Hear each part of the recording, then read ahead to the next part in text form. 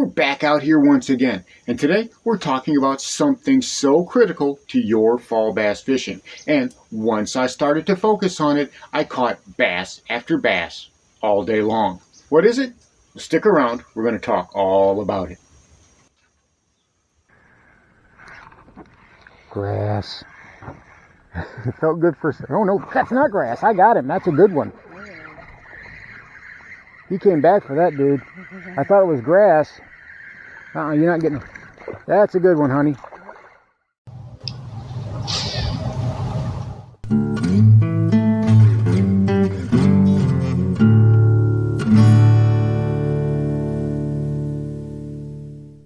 And here is this video's featured comment. Congratulations! If you would like to have a chance to have your comment featured in an upcoming video, all you've got to do is leave a comment. And now, on with the video. Welcome back to Lowbrow Fishing, and as some of you may have heard, there is a hurricane in the Gulf. So, old Lowbrow may not be posting videos for a while if the power here goes out for an extended period of time as that thing comes right over my head. This is hardly the first storm that I've gone through. I've been through many major storms, Zeta a couple years ago, and even that big beast Katrina, which that storm was a nightmare. This is, very D-tier by comparison. We may lose power. I may miss a couple of uploads. I'm sorry about that, but just to prepare you beforehand. But that storm gave the wife and I a rare opportunity to see how those bass would behave before a major storm. So we took advantage of it. Yesterday, we headed out to the lake. That barometric pressure was really dropping, and it was an eerie calm out there. There was no wind, a light drizzle, the animals were not making any sound, and the bass really weren't splashing. They didn't really show signs of activity. So we wanted to see just exactly what we could do to get those fish to bite. And in the process, I learned something very important. I was reminded of something that as September became a grind and August became a grind that I had forgotten. And it was such a key, important part of bass fishing. So to be reminded of it was really great. Now, a lot of us old anglers, we don't like to learn things from newer anglers. We like to think that we know it all. We like to think that we've got it all figured out, and we're the ones that have all the information to bestow upon the next generation. Sometimes, though, we can learn a trick or two just by watching somebody else. My wife, she taught me something very, very important, and it's not like she did it through words. She just showed me, and it was so key. Now, what was it? Well, we're going to get into that, because the first thing, when we got out to the water, she wanted to try this. And this is just a regular H2O Express little swim bait. It's got a 3/8 ounce on it, and it's just a little paddle tail swim bait, kind of in that general sunfish color. Now, she got those because she wanted to try, again, something different. It's been a real grind. She's been skunked a few times. I've been skunked a few times. And we wanted to see if we could adjust that a bit. Now, it wasn't long before she caught a fish, 2 or 3 casts in. Now, what was important about that fish catch, and you can see it here in the video, is how much that bass inhaled that little swim bait. Granted, it's not a big bass, but that's not necessarily the point. The point is you can see just how much that bass inhaled that. And if you listen to her in this clip, when I'm asking her about how that bass struck, well, that answer is quite surprising. It was a really aggressive strike, wasn't it? No. Oh, soft? Mm-hmm. Well, that's one on the board. So she's talking about it barely tapped her. So she was showing something we call patience.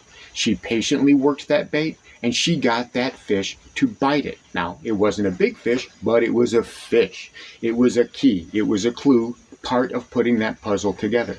And I thought for a second, well, maybe that's the reason I'm not getting as many bites as I would like to, because I get impatient. We get out on the water, we don't catch fish, and what happens? We start getting frustrated. We start getting impatient. We start overworking our baits. We start underworking our baits. We start losing focus as to what it is we're supposed to be doing. We're not paying attention to our casts. We're not paying attention to how we're working that bait. We're not paying attention to casting accuracy. We're just going through the motions, hoping that a fish will come out of nowhere and just inhale our bait. But a lot of times that only exacerbates the problem, and we end up putting those fish off and losing bites that we should be getting. So I decided I was going to take a page from her book, and I started by using, well, the good old beetle swim. You guys remember this. This is just a Rapala Crush City Mayer 3-inch swim bait, and I've taken a beetle spin blade and attached it to a 1/4 ounce swim bait head. Nothing out of the ordinary here. Putting that little spinner bait on there, that has done quite a bit of good for me. And, well, it worked out pretty good. I actually was able to catch some fish. Now, they were small. They were tiny fish. But I was noticing that I still had the same problem I was having before. And that was, I wasn't letting the fish take it all the way. And you can see that little guy right here pulling it up into the water. He popped right off, what we call a quick release bass. And that was simply because the hook was not set good enough. I wasn't patient enough when I set that hook. I ended up getting that bass, but that was more out of pure luck than it was anything else.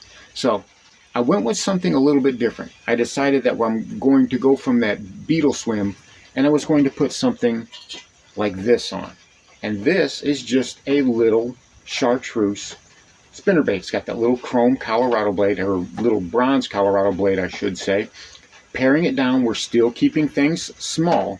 And if you notice, well, this thing's pretty much all borked. This thing is basically just bent up, and it doesn't have a skirt on it. I did not do that.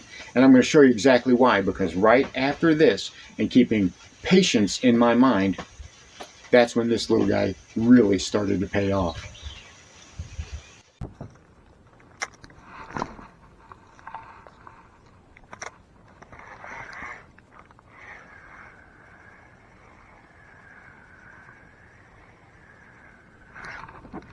Grass. It felt good for... Oh no, that's not grass. I got him. That's a good one. He came back for that, dude. I thought it was grass. You're not getting... That's a good one, honey. Come here. I got to get you to the boat. I'm not taking... You are not getting away from me. You are not getting away from me. There, it counts. Sorry, honey. I didn't mean to bonk you. No, you're fine. That's a good one. That is a real nice one. Look at that. Oh, he wasn't going anywhere. I had him good. You think these little spinner baits are the deal today? Yep.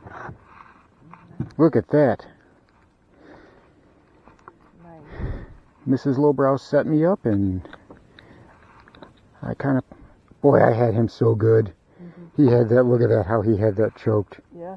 He had that way down. So that bass crushed this little spinnerbait. It absolutely destroyed it. It got it all the way down the gullet because I was patient enough. When I first felt that bite, I slowed it down. I thought it was grass, but I slowed it down. And that allowed that bass to come right back through and just inhale this little spinnerbait. And, well, as you can see what happened the rest of the day, this little spinnerbait is probably toast. I could make a new skirt for it, but that wire's just so bent. This thing just got absolutely annihilated and absolutely destroyed. Now, was it because the barometric pressure had fallen? Was it because we've got a hurricane coming through?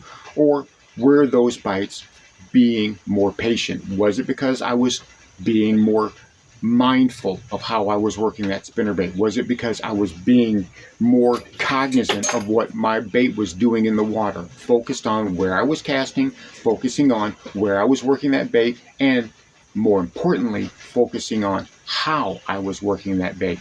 And once I put those things together, well, I noticed that a lot of the problems that I've been having in late August and through September, they just kind of melted away. And it turned out to be one of the really good days that I've had here recently. And I've been able to start putting more and more fish in the boat by using just a little bit of patience and focusing on what it is I need to do rather than getting in a great big hurry and just losing my mind when I'm out there, getting frustrated, getting mad. Those sorts of things can really eat at us whenever we're trying to have a good day out on the water. We get out there and we think we're going to have a magnificent day. We think we're going to have the best day ever. And it doesn't take long before we realize, oh, this is going to be another grind, and we just have to slog through it. Do we give up? Do we go home? Do we pack it in? Or maybe adjust our thinking a little bit, maybe change things around, take a few breaths, calm down, and focus on what it is that we know to do. My wife, she showed me that it was the latter. Just be a little bit more patient, work that bait maybe a little bit more slowly, don't be so anxious to set the hook on it, let that bass have that bait a little bit better. You know, those are the keys to success when you're out on the water. And a lot of times we can really forget that. We can forget how to be patient, we can forget how to focus. And if we can remember those things, well, then we stand a chance of catching not just 1 or 2 bass, but start putting some really nice quality bass in the boat. And we can do that over and over and over again. So be mindful of it. Use that mentality when you're out on the water, and you'd be surprised how good that outcome can be. Think about it. So there you have it. This old dog learned a couple of new tricks out on the water, or better yet, I was reminded of something that I had forgotten. Once I put those things into practice, my day changed drastically. And before the hurricane hit, I actually had a really great day. Thanks for watching Lowbrow Fishing. We'll catch you in the next one.